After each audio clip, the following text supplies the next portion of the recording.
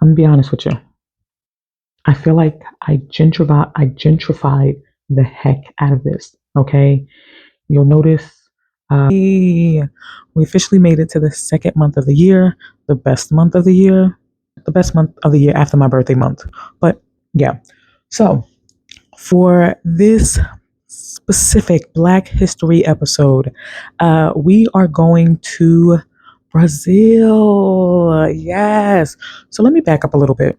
For those of you who may be new here, again, I'm Brianna, and over the next several years, I am saving to become a full time slow traveler slash expat. And I am going to be aggressively saving this year by doing a Black owned edition, no buy year. Um, we'll get to that a little bit further in the episode. And if you want to get a little bit more insight about what that is, check out episode 1, link somewhere around here or in the description box below. But every 2 weeks, I share an update of my financial progress towards my goal of becoming a full time slow traveler and how much I'm saving per paycheck towards that goal, right? Okay. So, what we're going to be doing is each episode, again, I am going to be auditioning countries to see if they're either just a great place to visit or a potential long term home for me. So, for this episode, this first Black History Month episode, we're going to Brazil. Yes, Brazil, Brazil. Okay, so this one, we're really tapping into Afro-Brazilian culture, and there is so much of it. So, um, in this episode, we're going to be making something called Moqueca. I think I'm pronouncing it completely wrong. And if I am, please correct me in the comments down below. But yeah, we're going to be making Moqueca for this episode. And I'm super, super, super excited. I am a little obsessed with Afro-Brazilian culture. And Brazil has been on my list of places to truly explore for a while. Learning about Afro-Brazilian culture and really wanting to experience it in person. So this is a special episode. So again, let's dive into Afro-Brazilian culture in this episode and see if Brazil would be a good place for me to live long term. Let's go. Hey y'all, welcome back to episode 3 of my financial update. So, as a reminder, over the next several years, I'm saving towards becoming a full time slow traveler slash expat, right? My ultimate goal. And I am sharing publicly what I am saving from every single check when I get paid every 2 weeks and what my overall progress is towards that goal of becoming a full time slow traveler slash expat. Got it? Up to date? Good. So, last check, I saved $250. Life was lifing, but I was still able to save $250, and I'm super proud of myself. This paycheck, dun, dun, dun, dun, I saved $375. I'm super proud of myself. Now, this meant really being strategic about my budget, really, focusing in on what I needed to do and budgeting and things of that nature, and just really being mindful of my spending. So I'm super, super proud of that amount of being able to save an additional $125 up from what I was able to save last paycheck. So amazing progress. And that gets me to a little over 5% of my overall goal. Again, still at the beginning, but 5% is a huge milestone. I think the next milestone will be 10%. And if I continue to stay on this track, I'll definitely be reaching that in no time. So I'm super proud of that. And 375 would roughly be maybe about a week in Brazil, depending on where I stay on a $1,500 a month budget. So I'm making really, really good progress, and I'm super, super proud of myself. Now, to my no buy year. And reminder, hey, happy February, happy Black History Month. We made it. This has been a challenging year so far, and my gosh, we're still in the very beginning, but we made it. And like I said, it is Black History Month. Yes, yes, if you didn't know, now you know. And I'm super excited because I'm Black every day of the year, right? Last time I checked, I was Black yesterday, I'm Black today, and I'll be Black Yeah, my calendar said I'll be black tomorrow. And I'm not just black during February. Um, I can't predict the future, but I think I'll be black all year, and I think I'll be black all year next year too, and the year after that. We'll see how this goes.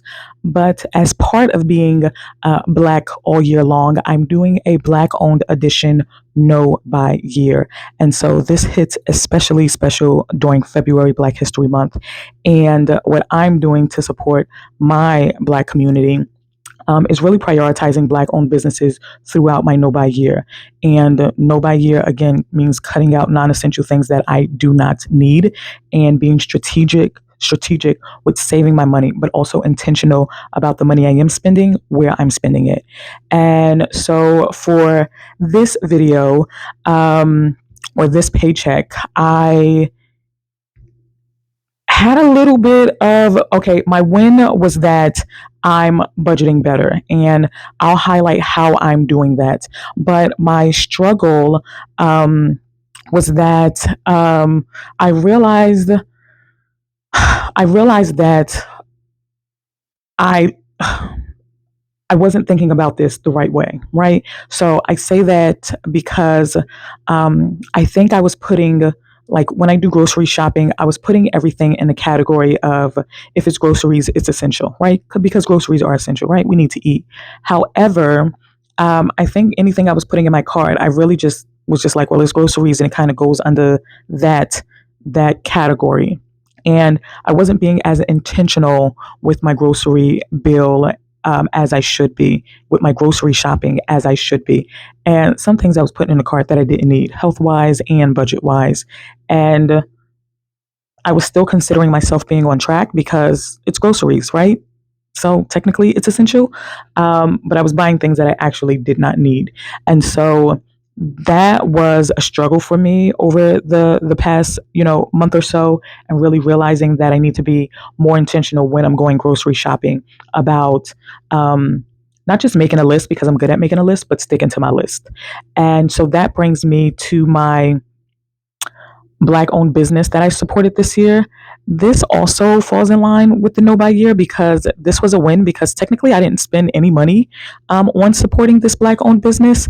And so I guess that means I saved money. But this Black owned business, Black woman owned business, even better, that I was able to support and that's been beneficial for me, is Clever Girl Finance, right? So I'll link her information in the video. She has videos and content on YouTube and across different platforms. But what I really like about this is that while I'm working towards saving towards my ultimate goal of moving abroad, I realized I wasn't budgeting as well as I needed to. And I also wasn't thinking about growing my money, right? And so Clever Girl Finance has tons of free, free financial resources on budgeting, on debt, on saving your money, on growing and investing your money. So a lot of amazing information. They have over 30 plus free courses.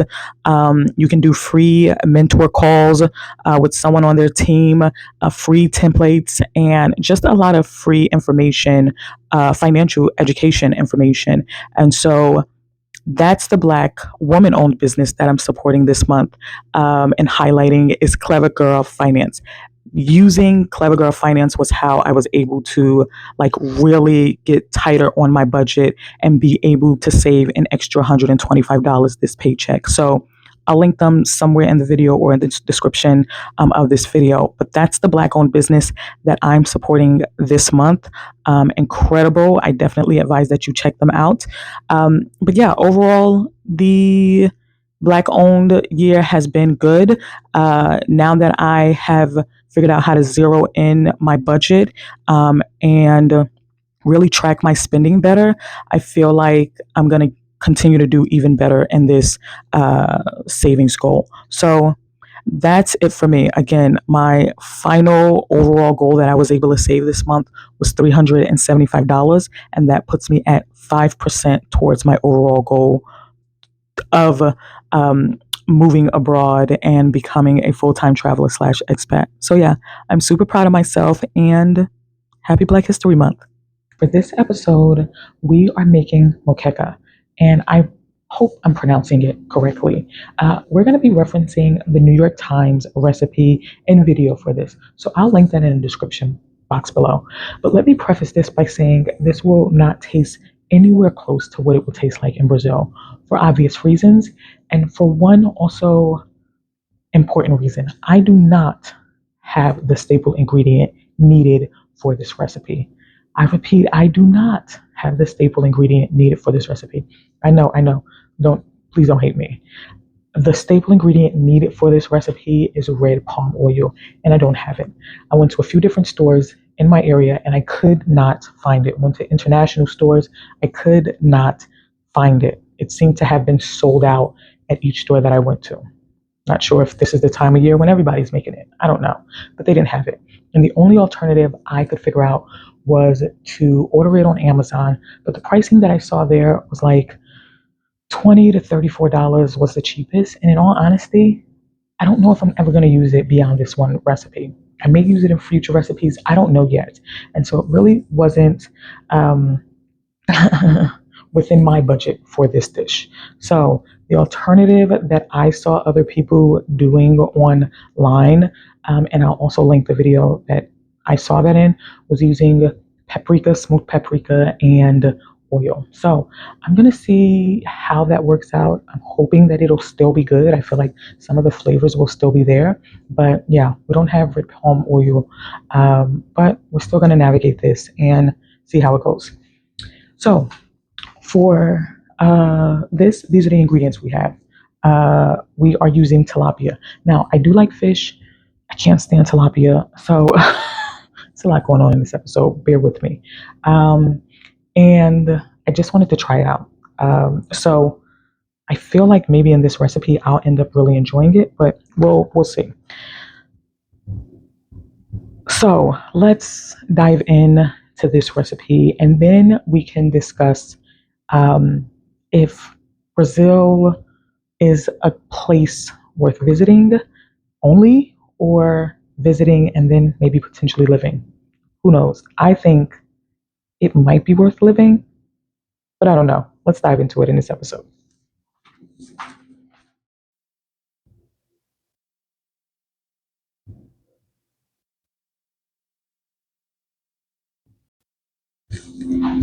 We're going to start by cutting the fish, and then we're going to cut our vegetables.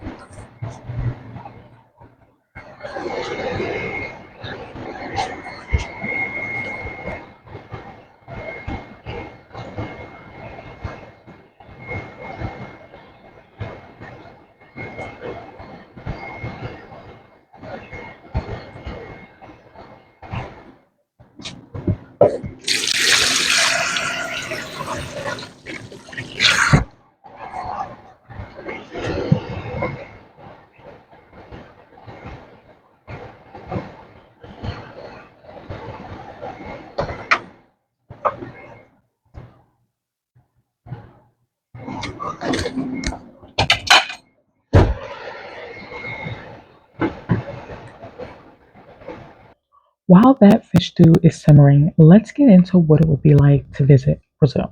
So, if I went to Brazil as a tourist, here's some of the places I'd go. I definitely go to Salvador, Bahia, right? It's the top destination on my list when it comes to going to Brazil, right?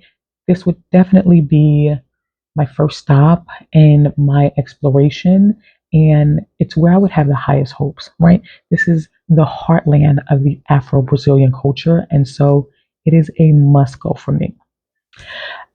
From what I've researched, it has beautiful beaches, African heritage sites. The food is next level amazing. Definitely would be on my list of things to explore and enjoy. And I heard that the street vendors are usually dressed in traditional white dresses. I've seen images of them and videos on social media, but I'd love to see it in person. So this is probably where I'd spend most of my time, in all honesty. Second would be Sao Paulo, right? Massive city. From what I researched, 12 million people, incredibly diverse and amazing food scene as well. Nightlife culture. It's not as touristy as Rio, so I think that would be my second site that I would check out. Rio de Janeiro, I would definitely check it out. I know that's not where a lot of the Afro-Brazilian culture is, so it'd be worth checking out since I'd be in the country. But I probably wouldn't stay there long. And another top destination for me, of course, would be the Amazon and exploring the jungles and all of that. But another destination for me would be Alinda and I believe Recife or Recife. I hope I'm pronouncing that right. I think I'm pronouncing it incorrectly, and apologies. But this is where there's also additional Afro-Brazilian culture, beautiful beaches, colonial towns. I think for me specifically, in going to Brazil, I would really heavily focus my travels where that Afro-Brazilian culture is, and that's where I would spend the majority of my time, really absorbing that culture and getting to experience it firsthand. So, beyond the touristy checklist things that I might add on my list, I may not. Um, some of the things I'd want to do is definitely visit some of the temples there from what I've researched. Take a samba class. I took a samba class one time by this amazing Brazilian lady that I had met in Tulsa when I lived there, and it was incredible. Like, I loved it, and I would love to take one of those classes in person. I'd probably even learn a little bit of Portuguese before I got there, just so that I could speak a little bit of the local language, and maybe then even take a class while I'm there. So that would be top of my list to experience. And of course, eating all of the amazing food. So budget wise, for about 2 weeks in Brazil, it would be anywhere from $1,200 to $2,000, depending on the city. And a month there would be about $2,500 to $4,000. It definitely varies where, when, and what you're going to be doing. From what I see, flights from East Coast would be around $500 to $900. And again, varying based on the time and the season and the location in Brazil that you're going to be flying into. So, as a vacation, incredible, incredible, culturally rich, but definitely more expensive than Colombia and Philippines. But I'm okay with that. I'm definitely okay with that. It's still within my budget, right? But here's the important question. Not can I visit there, but could I live there? That's the big question. Let me go check on the fish stew, and then we'll come back and talk about what it would be like to possibly live in Brazil.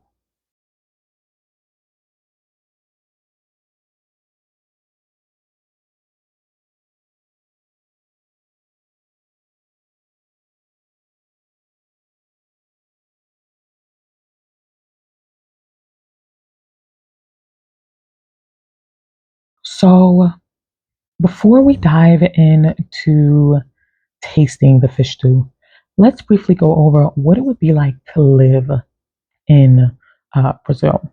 So, let's start with the cost of living. Again, the budget needs to be budgeting. So, if I move to Salvador, Bahia, which would probably be the destination that I'd be focused on the most, and it's definitely cheaper than Rio and Sao Paulo. Um, from what I see, the rent is about $500 to $1,200 per month for a one bedroom, right? Depending on the neighborhood. Food would be about $400 to $700 per month. Transportation, $50 to $100 per month. Buses are cheap, and I would Uber when needed. Utilities, $80 to $150 per month, and internet, $30 to $60 per month. So for a total month, it'd be about $1,500 to $2,500 per month living in Salvador within my budget. So that's pretty doable. Now, if I wanted to do Rio, which I probably wouldn't, with Sao Paulo, it'd be anywhere from 2,000 to 3,500 per month. Significantly more expensive, but definitely not the area that I'd be focusing on for living. Now, this is what I love about Salvador. It has rich Afro-Brazilian culture, and beaches are there. And I feel like because it's less English speaking, it would really force me to learn the language and use it on a daily basis. So I would get that language immersion that I would absolutely love. So yeah, definitely on my list. Now, visa. I know from uh, not just this research, but having been interested in Brazil before, that you can easily get, or US citizens can get a 90-day visa and can extend it for another 90 days. So, in a total, that's 6 months. That would be more than enough time to really explore it in person and see if that's a place that I could live long term. Digital nomad visa, apparently, they had one launched in 2022. And so the income requirement is $1,500 per month, which is doable. It's valid for 1 year and it's renewable. So that's definitely within my budget and actually even cheaper than the income requirement for the Philippines, which is surprising. Now, long term residency is harder. You need sponsorship or investment. So maybe not a doable place for me, like long term. But I'd look into that 1 year digital nomad visa and renew it if I wanted to stay there a little bit longer. Now, quality of life, again, like I said, English is very limited, but that's a plus for me because it would force me to learn the language and use it on a daily basis. Portuguese, while people think it's similar to Spanish, and it is in some ways, it is also its own language and different from Spanish, but similar enough that if I learned Spanish, I could pick up Portuguese pretty easily from what I've heard. Healthcare, they have good private healthcare, affordable, $30 to $80 for doctor visits, so definitely doable. Now, safety. Safety is an important one. This varies wildly by cities and neighborhoods. Rio has favelas with serious crime, from what I've heard. Salvador is safer in some areas, dangerous in others. So I would definitely need to understand the local landscape and really tread lightly, know the neighborhoods I could go into and know the ones that I couldn't. I wouldn't be able to just, you know, wander aimlessly, right? I definitely have to be on my P's and Q's. Expat community, it's growing, but from what I hear, it's smaller than Colombia's, but that's okay because there's so much rich Afro-Brazilian culture there. So I feel like I could still navigate it. So the time zone is 1 to 2 hours ahead of the East Coast, so close enough for remote work so that I could still, um, align with the East Coast hours. So, like I said, here's where Brazil stands out, that Afro Brazilian population. 56% of Brazil is Black or mixed race. 56%, right? Like I said, that's over 100 million people. Salvador is 80% Afro Brazilian, which is why it's the area I would focus on heavily. Deep, deep African roots. There are Afro Brazilian museums and culture centers and festivals like Carnival with heavy African influence. Like, I feel like I would have a really good time there.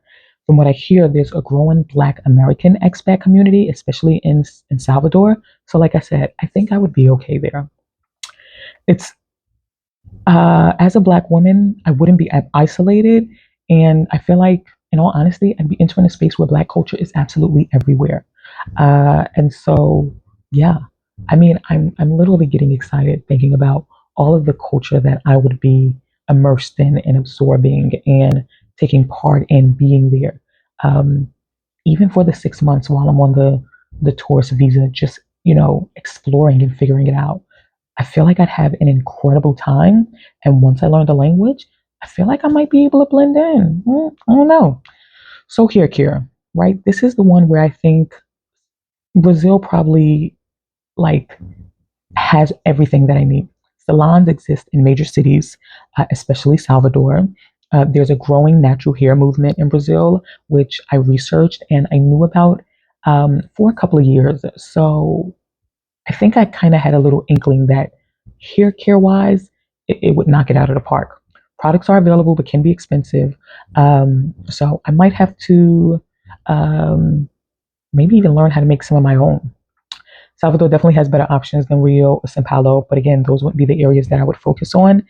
And a lot of DIY tutorial videos that I could either learn to make my own products or, really take advantage of the products there, even though they're going to be more expensive. It would be worth supporting the local community there. So definitely better than the Philippines and maybe on par with Colombia, maybe even a little bit better than Colombia. Now, here's the one that's a deal breaker: internet, right? Major cities have plenty of um, fiber optics available, from what I hear. Salvador and the Northeast, reliable in city centers, but it could be spotty in some neighborhoods. Co-working spaces are less common here than they are in Colombia. So I don't know. It's good enough for remote work in cities, but I definitely need to research specific neighborhoods. I think this is the one that, like I said, internet is a deal breaker. It doesn't seem like it's an absolute no for Brazil and specifically Salvador, but I definitely have to research the different neighborhoods to see the quality of the internet in those specific areas. Now, LGBTQ plus, what I found interesting and I didn't know, same-sex marriage has been legal since 2013. So kudos, Brazil. São Paulo has one of the largest pride parades, which I had no clue. So I would definitely be checking that out while I was there. And apparently, there's a visible LGBTQ plus community in different cities around the country. But this is where it gets tricky. Violence against LGBTQ plus people is high. It's a conservative culture and it conflicts with a lot of legal rights. So legally it's allowed, but culturally not so much. So definitely something that I would have to take heed of and just be aware. Now here are my concerns. Like I said, safety is a concern. I definitely have to research the different neighborhoods. And as a woman traveling by myself, I would absolutely have to be very, very cautious. Now, economic and political instability, the currency fluctuates and inflation can be high from what I've researched. And I also didn't dive too much into it, but I know there's plenty of political tension. And so at any moment, from what I've researched, the cost of living could suddenly change. So those are things that I really have to be aware of a lot. Like I said, the language would not be a barrier because I want to learn Portuguese and it would force me to have an incredible cultural immersion. Brazil is more expensive than Colombia and the Philippines, but I think the Afro-Brazilian culture might be worth it to me. Yeah, it has its pros and its cons, right? No place is perfect. The goal is to find the place that's the best for me. So a lot of things to really think about, right? Internet quality in certain cities versus others, safety as a woman traveling solo, um, political instability, economic instability, um, incredible Brazilian culture, great cultural immersion, growing Black American expat community, amazing food, um, legal LGBTQ, same sex marriage, but conservative culture. So, a lot of things to really think about. But it all comes down to one question: could I live there? I don't know. Let's taste the fish stew, and then I'll give you my rating and let you know if I could actually see myself living there. Let's go. It smells good.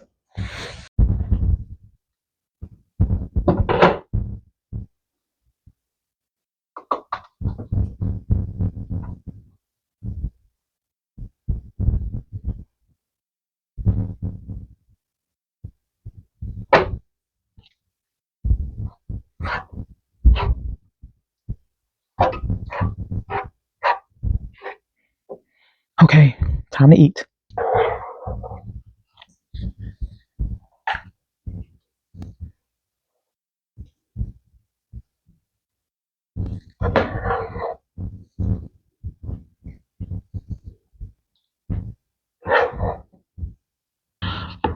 Okay, now I'm gonna add a little bit of parsley to the top for garnish. Oh, good.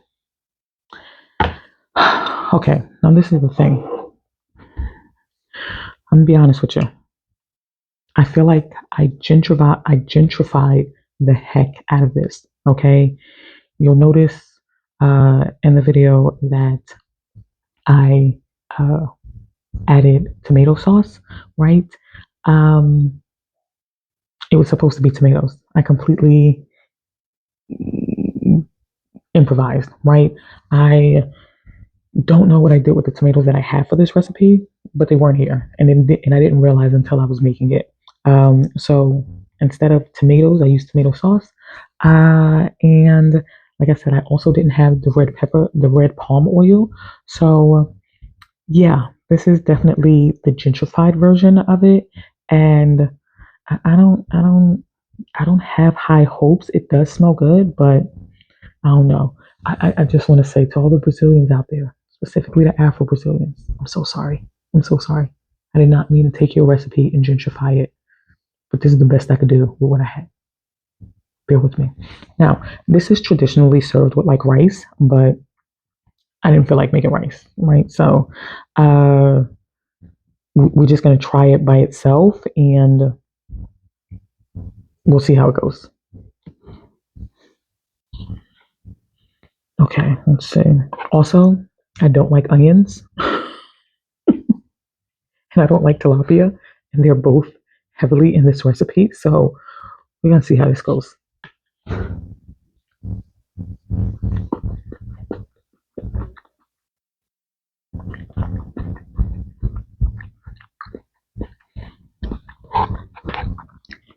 Hmm.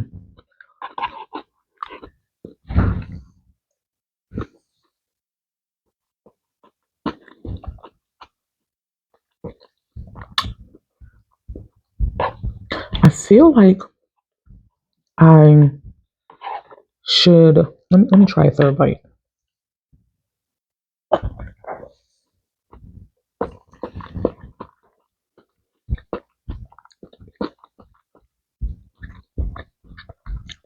It's good. So let me say that. It's good. I think I should add a little bit more salt. I didn't want to go too heavy on the salt, so I think a little bit more salt would be good. I like all of the flavors together. I like the coconut making it creamy. I love bell peppers, so I absolutely love that. And I don't like tilapia, but the tilapia works so well in this. It's so nice and flaky, and it just does well with like absorbing all of the flavors in this. So this is really good. I would definitely make some rice with this so that I could like let the rice soak up all this amazing sauce. Um, I like it. Now, when I make this again, I think just to do the recipe justice, I would make it again. I would try to find red palm oil in the stores. Maybe in the future, it may be there. Honestly, I think the time that I was buying it, maybe it was just the time of the year that everyone was getting it. So I think I would try it again the way that it's supposed to be made with red palm oil and with actually tomatoes um, and see how it tastes. I feel like making it the authentic way with the actual ingredients would take it to another level. But by itself, right now, this is really good. Just a little bit more salt, and I think it would be incredible. I'm gonna have this for leftovers tomorrow and the day after that, so I'm definitely gonna make it with the rice and enjoy it that way. But as it is, I think I did a pretty good job. A little pat on my back. I did better than I expected. Gentrified Afro-Brazilian fish stew. Not bad. So, final assessment. Could I live in Brazil? Brazil has been on my list for a while. And I obsessed with the idea of being able to be there in person and really soak in and absorb and learn all of the Afro-Brazilian culture there. It's a must do on my goals in life, honestly, truly. But my rating overall is a 7 out of 10. I know, I know. I was really shocked at that too. And this is why. The Afro Brazilian culture is amazing. The food scene, amazing. Uh, the digital nomad visa, amazing. Uh, so many things it checks on my list. Hair care access, chef's kiss, right? It would be incredible. Like I said, Salvador is 80% Afro Brazilian. I The language barrier would be a bonus because of the cultural immersion. And so I would be forced to learn the language and use it on a daily basis. Deep African roots. I mean, just an incredible place to explore. The internet is good enough for remote work, I think, depending on the city that I would be in. And like I said, the digital nomad visa is within my budget. Beaches, culture, diversity. I feel like it has almost everything. This is why this gets a lower ranking on my list than I really expected. It's because of the safety. The safety seems to vary wildly, and I would really, really, really have to do, I think, a ton of research to know the neighborhoods to steer clear from and the areas to avoid. I'd really have to do more deep research, right? This was just a brief, kind of surface level research dive that I did, but I really have to do some extensive research. However, I do think Brazil is worth taking advantage of that 90-day, potentially six month tourist visa to really see for myself. So I think it would be worth doing my own deep dive and then going in person to see for myself and exploring and seeing if it's worth um, if it's doable for me to live there longer term. Um, and a part of me is hoping that when I do go there for the 6 months, that I end up loving it even more than I think I will because I don't know, it's something about the culture there, the diversity there that makes me feel like it would be a really great place to be long term. So probably on par with the Philippines, on the same level as the Philippines. And right now, out of the three, Colombia still tops the list, which is surprising because I really thought Brazil was going to. So, like I said, would I visit? Absolutely. Could I live there? I don't know. I'd have to test drive it in person myself to see. But Brazil gets a 7 out of 10. So it's on the same level as the Philippines, and Colombia is still in the top spot for now. Anyway, thanks so much for joining me on this episode. It was so much fun trying an Afro Brazilian recipe, learning more about Afro Brazilian culture, and really diving into what it would be like to live there. Like I said, I've been obsessed with Afro Brazilian culture and the thought of going to Brazil for 6 months to just absorb as much of it as possible. So, this all just confirmed that that's something I definitely need to do. But that's it for this episode. If you enjoyed this episode, comment down below if you have any tips or suggestions on things I should do when I eventually go to um, test out Brazil in person. If you are Brazilian and you have any insights, definitely comment down below. And if there's maybe another Afro Brazilian recipe that you think I should try out, just in my own personal life, definitely let me know. I think I'm going to be exploring a bit more of Afro Brazilian cuisine and seeing how to kind of incorporate some of those flavors in foods into my regular eating habits. But this was definitely a fun episode. If you have any idea what the next country should be, let me know. I have an idea, but I'd love to hear what you guys suggest. Maybe you suggest something that's not on my list, that's not on my radar. And yeah, this was fun. I enjoyed it. And 7 out of 10. That's where we're ending with Brazil. Anyway, thanks so much for joining, and I'll see you on next episode. Peace.